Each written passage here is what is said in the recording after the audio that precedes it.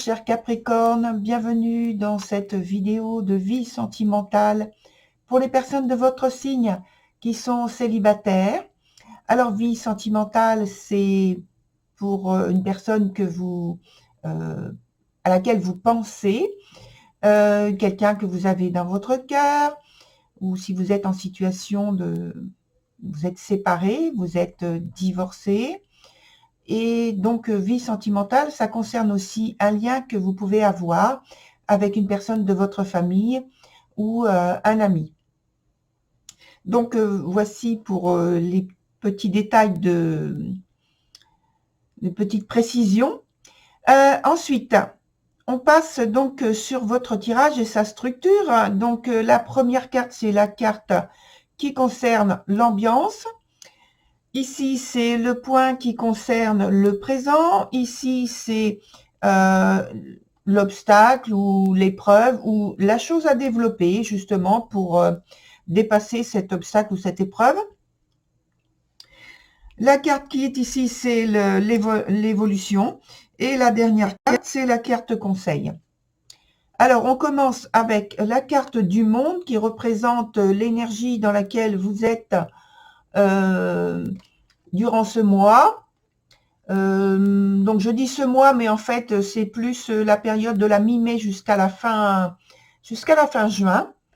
Donc, la carte du monde, qui est très positive, part d'un cycle de renouveau, qui en fait un cycle qui, j'ai envie de dire, qui frappe à votre porte, avec de nombreuses opportunités de vous valoriser, d'être en harmonie. Donc sur un plan de même vision, de même philosophie que l'autre personne à laquelle vous pensez, et d'une manière plus générale, je dirais, d'être en amour, tout simplement. Alors, sur la carte, sur le point présent, on a l'apronte. L'apronte, donc elle parle d'une sortie de la dualité au niveau des sentiments, ici, au niveau émotionnel. Après avoir traversé une période un peu ténébreuse, difficile, peut-être entre guillemets, de combat, de combat parce que je pense que c'était un combat plus intérieur, hein, bien sûr. Une période ça peut être aussi une période de choix, d'une attirance entre deux personnes sur cet aspect présent. Ça peut être aussi que vous êtes en train de réfléchir au fait de vous engager plus par je cherche le mot, envie de fréquenter quelqu'un d'une manière plus assidue, ou bien de choisir de rester comme vous êtes, célibataire, et puis tout simplement rester comme vous êtes. Voilà, ne pas rechercher de relations particulières et vivre pendant cette période comme vous le souhaitez, comme vous avez envie. Ce qui n'empêche pas que vous fréquentiez cette personne, mais que vous ne faites pas de gestes ni vous ne mettez pas de mots pour faire comprendre que vous avez de l'attirance pour cette personne. Sur le point de l'obstacle ou de l'épreuve ou de choses à développer, on a la carte de l'originel qui est à l'envers. Alors, c'est une carte, pour moi, normalement, c'est une carte talisman parce qu'elle est extrêmement positive. Et puis, donc là, elle se présente non seulement sur le point qui pose quelques problèmes au départ, et puis, en plus, elle est à l'envers. Donc, je pense que c'est une période de malchance. C'est une période aussi où vous pouvez choisir justement de ne pas exprimer une quelconque attirance ou d'adopter une quelconque attitude pour attirer l'attention justement de quelqu'un auquel vous pensez, ou alors c'est juste ce que j'ai dit avant, le fait de vouloir effectivement attirer l'attention, mais d'avoir un résultat plutôt malheureux. Peut-être qu'il y a des ratés dans la façon de faire, dans l'attitude, dans le langage adopté, que ce soit les mots, que ce soit le langage du corps, qui est en décalage ou qui ne correspond pas à ce que l'autre personne perçoit comme de la séduction. Alors c'est donc des moments où vous avez de la difficulté à être convaincant, vous avez peut-être à renoncer ou à faire des sacrifices par rapport à certaines choses, mais que peut-être que vous ne vous en rendez pas compte pour le moment, et donc malheureusement, ça ne vous donne pas des résultats positifs, pas les résultats que vous attendez de votre attitude. Et on vous demande donc par cette carte d'avoir en fait une plus grande ouverture d'esprit que d'habitude pour pouvoir prendre conscience de toutes ces petites choses, parce que ce sont des petits détails, hein, mais ce sont des petits détails qui là ont leur importance. Et on vous dit aussi que peut-être vous n'êtes pas en ce moment assez persistant,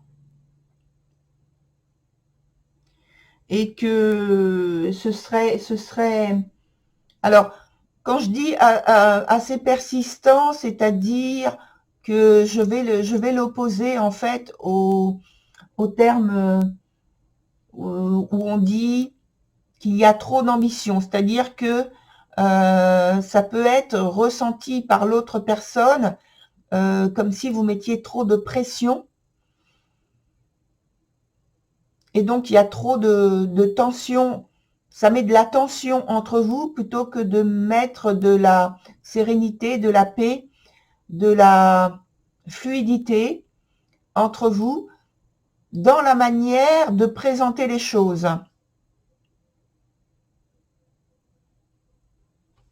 Sur le point suivant, on a l'affûté qui se présente à l'envers, et cette carte de l'affûté ici parle d'un niveau d'exigence qu'il faudrait en fait baisser. Donc c'est ce dont on parlait un peu sur le point de l'obstacle, pour arriver en fait à trouver donc de la satisfaction dans le partage avec l'autre qui est désiré, qui est souhaité. Donc vous souhaitez vous rapprocher ou que cette personne se rapproche, c'est pareil. Et puis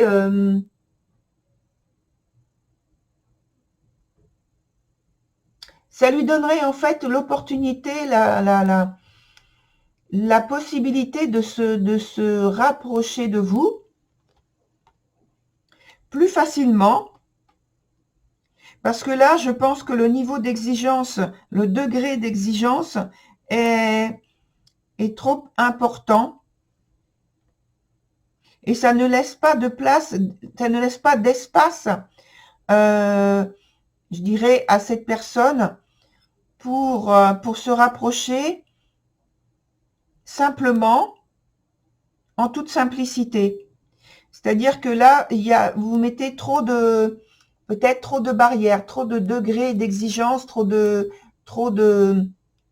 il y a peut-être trop de principes, de façons dans votre façon de voir les choses, qui font obstacle et qui ne lui permettent pas d'avoir un espace d'expression assez souple, assez flexible, pour qu'elle puisse s'intégrer à votre espace personnel, à votre environnement personnel, à vos côtés. Et donc, on vous dit que au niveau des initiatives que vous avez, il faut être en fait moins rigide. Et donc, apporter beaucoup plus de souplesse, de flexibilité dans votre